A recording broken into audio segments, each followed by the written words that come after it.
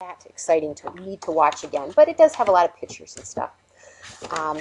So as you probably ascertained from all of the information I sent out or from talking to classmates or other students in the program, last year we were able to offer AD 248 and AD 258 as a special course traveling to Costa Rica.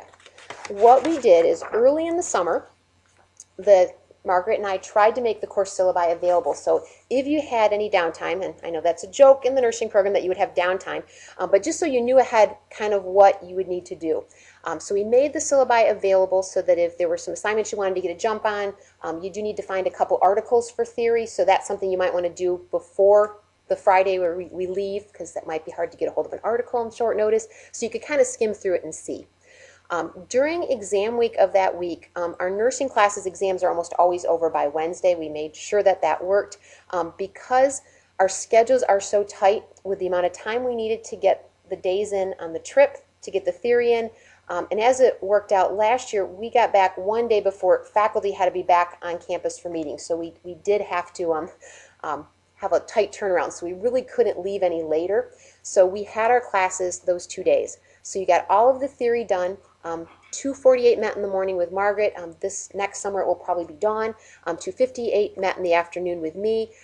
We kind of condensed things down and made sure you had everything you needed to go on the trip. Some of the assignments were actually due Friday before we left, so even if you hadn't looked at your syllabus in advance, you would have Thursday night to get everything ready for Friday. There were some presentations that we had you get ready for Friday. Some students got in groups and started working ahead of time. Other students just figured out Thursday what they were going to do and presented on Friday. So it was a busy couple days, but we got all of the coursework done, which was really nice. Saturday was our travel day, and to save money, we flew out of Detroit. I'm kind of thinking that it might be a little better to fly to Grand Rapids and spend just a little more, because by the time you drive to Detroit and possibly park your car or stay the night before, and we had an early flight. We left, we had to be at the airport by 5:30, very early. We had left at like 7:30, so it was a long, busy day. So we're thinking next year maybe, we'll try to aim for Grand Rapids, but that was us taking off. We arrived mid-afternoon. Marta greeted us. She was our group leader. She was the one that guided us through the entire trip. That is our whole group there. And one of the students thought to take a picture of colones, the money we used. It's very pretty, much prettier than our money. And what we actually did when we got there, it was a Saturday, so before we even headed to the hostel to get settled in, we went straight to the mall. And they had banks in the mall, and so we could exchange our money. They actually recommended about $200 to $300 spending money. The money that you need is anywhere from at least 5 up to 10, even 20 if you want a fancier dinner, depending on where we're eating, for most nights, because 2 meals are provided. And then the other money was really just for if you wanted to buy souvenirs, and then for our recreation day. We did have to vote as a group what we were going to do. One of the things we chose only ended up being about $30. And I'll show you that a little bit later. And then the other day, I don't think we had any out-of-pocket expense if you just wanted to go to the beach, but if you did the zip lining, I think, was that 40-ish? It was 40. So, you would want to have a little flexibility with that for recreation. But other than that, there's not really anything else out of pocket. It just depends how much you want to spend. After we went to the mall, we were taken to our hostel. And I'm convinced that we were at one of the nicest hostels in San Jose. And I'm thinking, I hope we get this one next year, but I'm not making any promises. You can see from the front, it's not a lot to look at. If you look in that upper corner, it's just this green building with a garage door. But as you look inside, you can see there's an area for us to eat, to lounge. There's chairs, there's a hammock. You can see kind of where all the rooms are lined up. Most students were in anywhere from 2 or 3 in a room up to 6 or 7. We were very fortunate that this hostel actually had a bathroom with each room. Most hostels you have to go down the hall to like a community bathroom, and the rooms that had 6 or 7 students actually had 2 bathrooms. So you're still doing the sharing the shower, but it wasn't too bad. There's an example of one of the rooms with the extra bunk beds that had a lot of students, but you can also see this kind of open air atrium. It's covered because it does rain every afternoon in Costa Rica in August, the rainy season, though during the rest of the time it was really quite nice. And you can kind of see there's ventilation, so there's air movement through that courtyard area. It looks like windows along Yeah, like up here, that's screen, so there's air coming in all the time. So that helps trap. That's supposed to call breeze. yeah. You better think, tap it remark of your pool. And it got quite warm during the day, but it cooled off each night. It was actually, I mean, I think I wore long sleeves or a lightweight jacket most evenings. Um, so it was not as bad, especially as we were just talking earlier, some of us about those 90-degree days we had like a week or two before our trip, and we're like, Michigan's worse than this. On Sunday, we had orientation. We stayed mainly in the hostel that day. You can see the screen in the upper right-hand corner where they did some slideshows. We learned about a little bit of history. We learned some basic Spanish. We always had interpreters with us. Our group leader was bilingual, obviously, and there was a translator that was always with our group. And then when we did clinics, we had additional translators. So you were never without a translator. But even with that, they encouraged us to try to use some Spanish. And I was so focused on planning the trip, I didn't learn a lot of Spanish, so that's my goal next time. I need to learn a little more. But the health history forms that we used when we did our community visits to kind of do some census information before they actually came to our clinic, and then when they came in for our clinic visits, they were all in Spanish and English. And so they encouraged us to try to say in Spanish, even though when the client answered, the translator would have to tell us what they said. And the translators were very sweet, and if we said something in Spanish and the people just looked at us, the translators would repeat it in Spanish so that the family could actually understand what we had tried to say. Yes, it did improve. It got better as we went along. So we got to practice that a little bit. They actually had us practice how we did the health histories and how we would do like an intake and the triage, which I'll explain a little bit more later too. So we had a chance to kind of play with that. We had a slightly abbreviated orientation because, of course, you guys all know how to do vital signs, and sometimes they get students coming in that are earlier in programs and haven't gotten all that basic stuff down. We also got a little practice on using otoscopes because that's part of the assessment that you might get a chance to do that we don't do a lot in nursing otherwise. So that was kind of fun. And then they just explained kind of a lot what was going on. After sitting there for orientation, we did get a little stir crazy, so our group leader took us on a little walk. This is some sites that were within a short walk from where we stayed in our hostel. A couple of the taller buildings, not many of them, a church and just a community square there. So it was nice to get out and kind of see a little bit of San Jose. Monday was our first clinic day, our first work day after orientation. That sign just is the sign in front of the community center. You'll see another picture of it later from the outside. The first day we walked around in the area in small groups with translators doing kind of census information, and as we gathered the census information, health history about the family, the translators also then gave out tickets for appointments for clinics that we were going to be running the next 3 days. And this area typically has clinics about 3 times a month, so the residents were kind of familiar with the concept. If something came up, okay, I can get in, seen, they're going to have a clinic here. Sometimes they were more ongoing problems, but it gave us an opportunity to see the area. And as you can see, there's a lot of metal grates and barbed wire. We never felt unsafe, but that's just how everything, even in the nicer neighborhoods, the poorer neighborhoods, they all had a lot of that kind of construction. It's not real clear in this picture, but you can see that there's like kind of corrugated metal roofs, which are common, and there's a lot of plywood. The homes are not real sturdy. Some of the streets are paved. The pictures here happen to be on dirt roads. They do all have running water and flush toilets and electricity. You can see all the wires hanging. Some of them even had TVs and VCRs and stuff, or DVD players. But it was really weird to go into a house with a dirt floor that had a television set. It's just kind of, wow, this is bizarre. It was also really interesting too because they did all have flush toilets, running water, and even in the nicest areas, you don't put the toilet paper into the toilet. You put it into the trash can next to the toilet because they don't have sewage treatment plants. When you flush, it goes into the river and goes down to the ocean.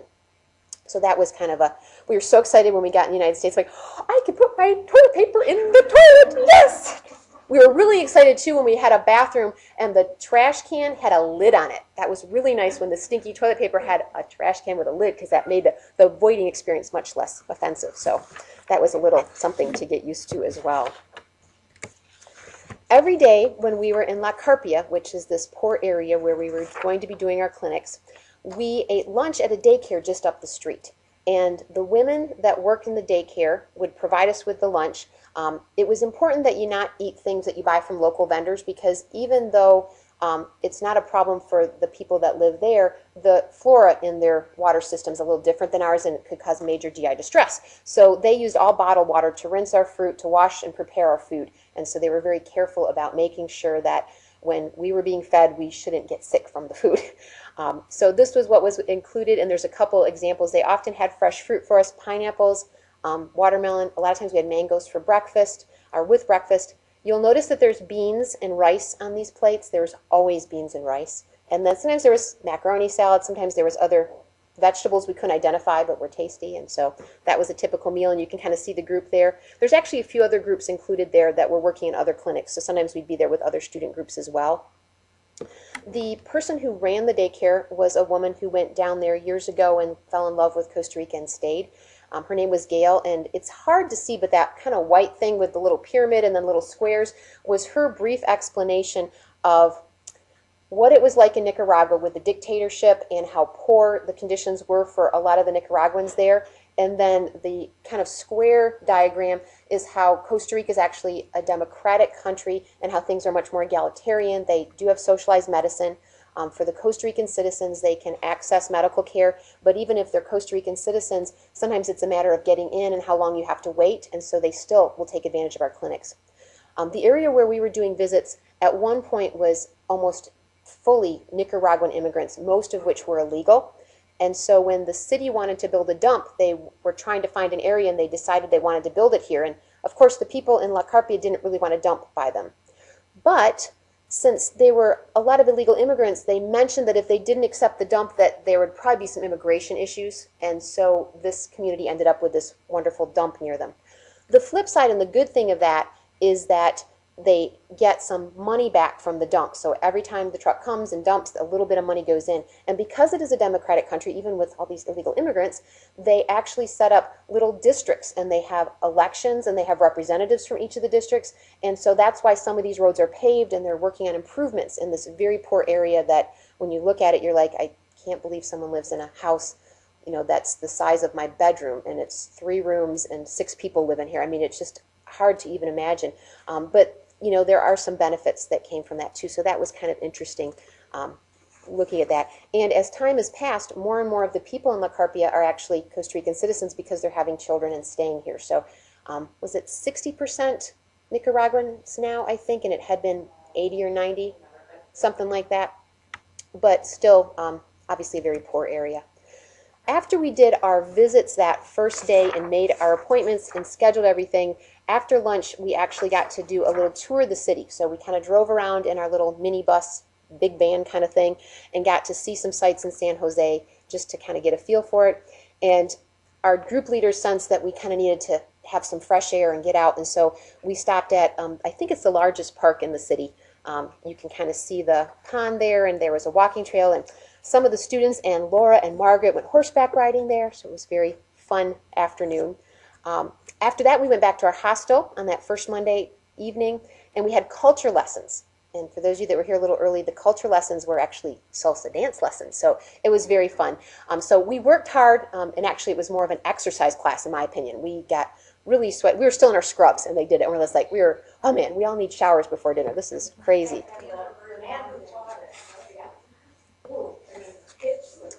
Yeah, and he had pretty tight jeans on, so it was a very nice class. Yeah, we enjoyed that. We'll have to ask for that particular instruction.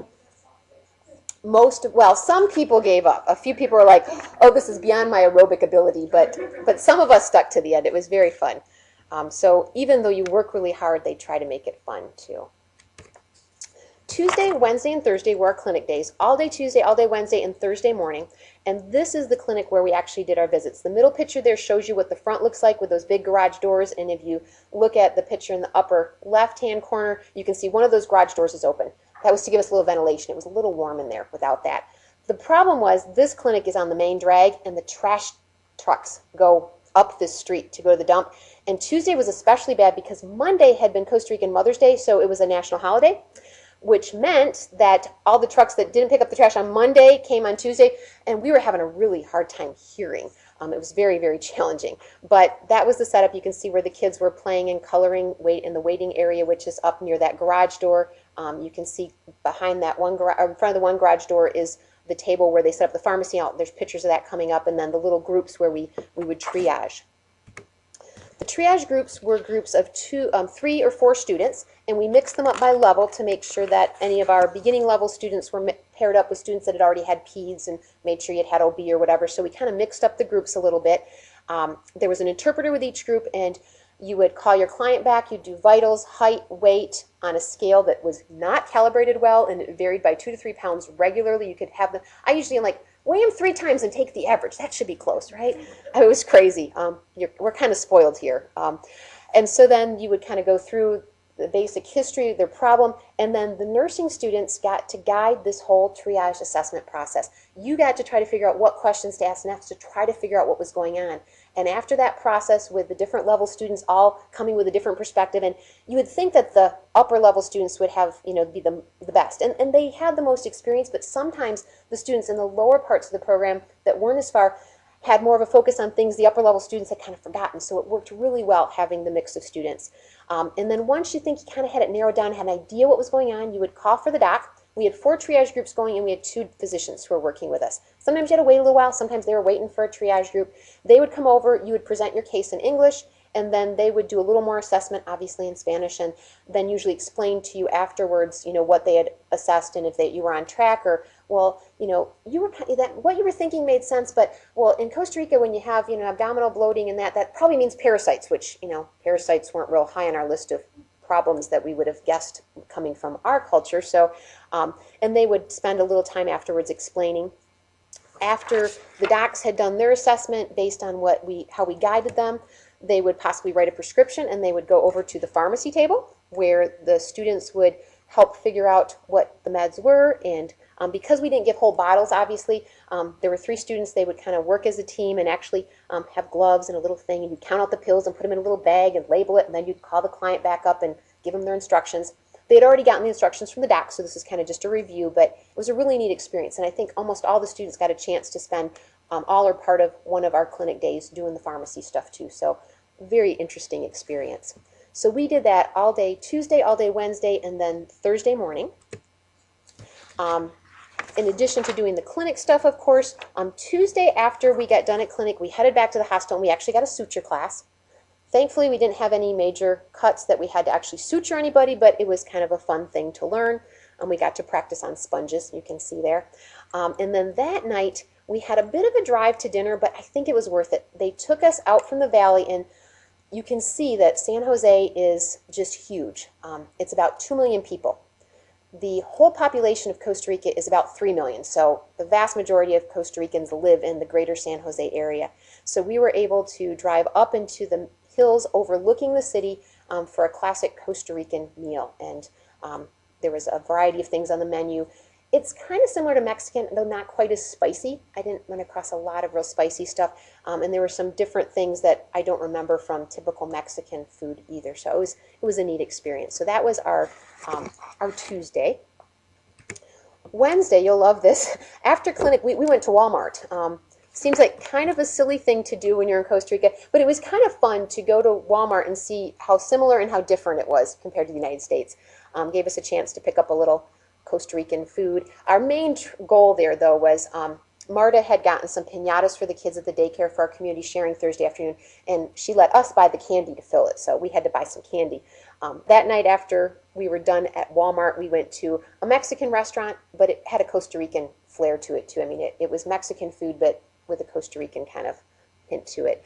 And yeah, we did a little yoga while we were waiting for our food. We were kind of stiff and achy, so I didn't have any other pictures from that day, so I had to put that one in. Then Thursday, after we were done with clinic in the morning, we went back to the daycare. You can kind of recognize that room. They moved the tables. That's where they were going to set up the piñatas for the kids. But what was really neat is after lunch and they cleared the tables away, the women there, along with the help of some of the kids, actually did a play that kind of helped to help us to have a visual on what they fled why they left Nicaragua to come to Costa Rica. And so it talked about, the poor conditions and the lack of education. And they actually moved from one side of the room to the other, and they even had the border guard they had to bribe, and it was a cute little play. And they had it fortunately translated for those of us that don't know Spanish well. They had a little whiteboard, and they had the translation going. So that was really neat. And then after that, we had a chance to read to the kids and sing songs with the kids, and then we did the piñatas and the candy. And after we were done with our community sharing, we boarded our bus, and there's a picture of one of the little mini buses that we rode. And we got to visit the university medical lab. There's one of the doctors showing us the cadavers, and they have a real interesting system there. They, first-year medical students get a cadaver that's not cut up yet, and they dissect it and work on it all through medical school. And the ones that's pictured here is those students just graduated, and these cadavers might be like donated to the nursing department or something. But yeah, they're already all cut up, and you can find all your parts, and there was a brain there. It was very interesting to kind of see. Their medical school, you go straight out of high school to medical school, and is it 6 years? So, and they graduate from high school a little earlier, so one of the docs we were working with was 22. Yeah, it was just crazy. The other doc, I think, was 27. Yeah, and she was even younger. And she was very experienced. She'd been working with these clinics for a long time, extremely knowledgeable, just amazing. We're like, oh my gosh, you are so young to be a doctor. But it was very, very interesting. The cadavers, I found it interesting, asked, how do you find the cadavers? Who donates them? And they're homeless. They're essentially So if a homeless person dies and their body isn't claimed, they get donated to science, which makes sense. It's just, I don't think we could do that in the United States. But so after orientation on Sunday and 4 very hard days of work, we got a day off. So that was well earned. We worked hard. We had a very long drive. We chose to go to a hot spring. It was by a volcano. You'll get to see the pictures of the volcano in a minute. So it was 3.5-hour drive. It was a long drive. But it was beautiful. About halfway into it, as we were getting up into the mountains in the northern part of the country, we did stop at a very nice gift shop overlooking a beautiful valley, and we spent a long time there because it was the first time we really got to, oh, there's hammocks, and oh, there's this, and oh. So yeah, we did some shopping that day. And then we went on to the hot springs. So this is right below a volcano, and you'll get to see the pictures of the volcano shortly. But this hot springs, what they do is they fill the pools with mineral water that's very hot from being so close to the volcano. And they have different pools with signs and different temperatures. So one was like 104 hot tub and even had the spa jets, like a hot tub, and had waterfalls and stuff. And then this one here wasn't quite as hot. It had waterfalls, and actually there was 3 slides that went into this pool that's got the waterfall thing there. One of them was really short and really fast. One of them was long and curvy and a little bit slower. And one of them, we swear, would not be legal in the United States because you could not go down without getting whipped around. And I swear 3 or 4 of us got minor concussions from it. We're like, oh my gosh, this, like, they would be sued. This place would be out of business. It was just insane. Yeah, we were like, I think I skipped like a rock 3 times at the bottom of one of those slides. I'm like, oh man, that was so wild. But it was very fun. Some of the pools were so hot I couldn't get past ankle deep. I'm like, oh my gosh, it's going to turn my skin all red, and it's crazy. There's a few more of us relaxing, and then you can see, I wanted to make sure I included one where you could see the pool there and the volcano. So this is how close we were to the volcano. It was spewing a little bit of steam. You can't tell in this picture because there's clouds there, but there was actually steam coming from it when the clouds moved as well. And then just a few more pictures of the volcano because I thought it was so cool. This one on the bottom is actually, as we were leaving, it's the backside, and you can tell that it's kind of, there's no vegetation there. That's the side where it most recently erupted, so it's all black there. But that was just really cool. And then the ride home, we got to see more beautiful countryside. I don't know if that's sugarcane. We did pass some sugarcane. I wasn't real good with my camera, so I've got to be better next time. So after our day of relaxation and resting on Saturday, we ended up going just a few blocks really from where we were at the community center, but we went around the corner and down the hill towards the river, which is a much poorer area in this already poor town that we were doing our visits in. We got a chance to, in 2 different groups, go and walk the community to see a little bit more. And this was just amazing to me. The poorest people lived right down by the river. And remember, this is where when you flush your toilet, where it goes. And unfortunately, when it's hot, kids will swim in it because it's hot and you're a kid and you want to go swimming. So obviously lots of parasite and infection issues that we see. And this these houses here are the poorest of the ones we saw. You can, kind of see in the pictures. It's really interesting too. There's this bridge. Hillary, I think, is crossing the bridge there, and there's some of these views are from across the river there. This bridge will save people a bus fare because from La Carpia it's a bus and an exchange and then another bus to get into the heart of San Jose where a lot of them work, for those that actually are able to work in the city. And if you cross the bridge and walk up the steep embankment on the other side, you can just catch one bus and get into the city. So this bridge is really important to the community. And you can just see it's beautiful. When you get up off the ridge there into the heart of the city, you don't see all the trees and stuff. And so even though this is the port area, it's actually really pretty. It's just sad that there's sanitation issues. So then after we took turns doing these walks through the community while we were actually doing the clinics. This is one of the 3 daycares that was run by Gail. The bigger one that was up on the main street is where we ate lunch each day, and even Saturday and Sunday we went back to that daycare for the lunch that the women prepared for us. This was just a little, and you can see by the pictures, a small one-room kind of a daycare. And we pushed all the tables and chairs. It's like a preschool kind of building, and that's where we were the next 2 days.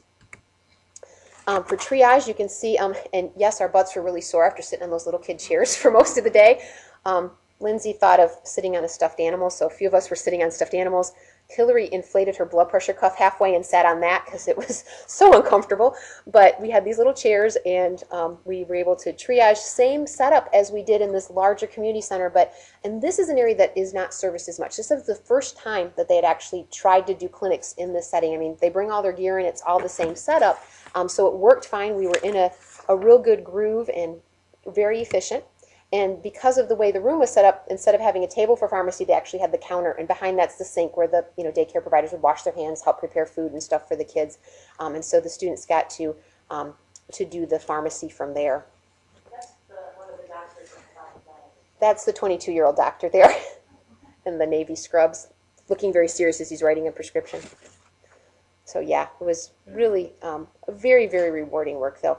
The students commented on how incredibly gracious and appreciative the clients were, even if we didn't have the right medicine for them, even if it was something that we couldn't do for them, that we really had to refer them to one of the city clinics where they'd have to go and wait to get in. They were so patient and appreciative, and some of the students got really frustrated because we didn't do anything. I feel like we didn't help this person. And Marta, our group leader, pointed out that when they came in, they had the undivided attention of 2 or 3 nursing students and a translator who spent 5, 10, 15, 20 minutes or more asking them questions, listening to their problems, and the students got to do a lot of teaching too. So as you're asking questions and finding out what's going on with your client, you're, through the translator, providing them with health information. You're educating them. And so Marta said, even if you didn't feel like you did anything, they felt valued. You spent your time. They know you came here to help them and that you spent time just on them. And sometimes even just that psychological boost can help your health as well. So in that sense, even though sometimes we were frustrated that we didn't feel like we could do much for them, Marta helped us to understand that we did more than we could have imagined and helped them in other ways beyond maybe giving them a prescription for some medical ailment. Saturday after clinic, we did do some presentations. The doctors kind of heard it. This was just a good review. ISL actually provides a medical manual with some of the common illnesses that aren't common here that you can learn about ahead of time. And we had access to that, and we had reviewed it, and we had actually covered some of it in class too before we left.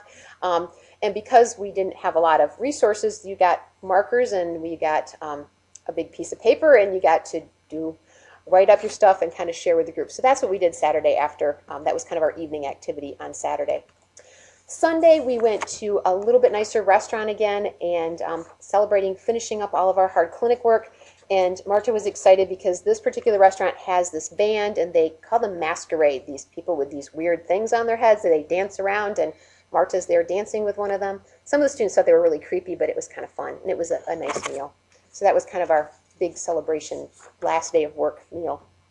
And the top left is a blue, that's the old doctor. The 27-year-old doctor. And she's next to Marta, our group leader that you've seen in other pictures. So yeah, that was Andrea in English, but Andrea, I believe, in Spanish. So really, really fun evening. Monday, we had an opportunity to have one more day of recreation before we headed back. We decided to go to the beach. Many of us were interested in zip lining, and the people that didn't want to zip line, after they dropped us up at the zip lining place, the bus went and took them to the beach. So there was no out-of-pocket expense if you didn't want to zip line. So we had a nice drive over to the beach. Those of us that got to zip line, that's all the gear. That's us walking up the steep hill. You can kind of see how far we went up. And I'm trying to think, it was at least 10, maybe 15 different lines.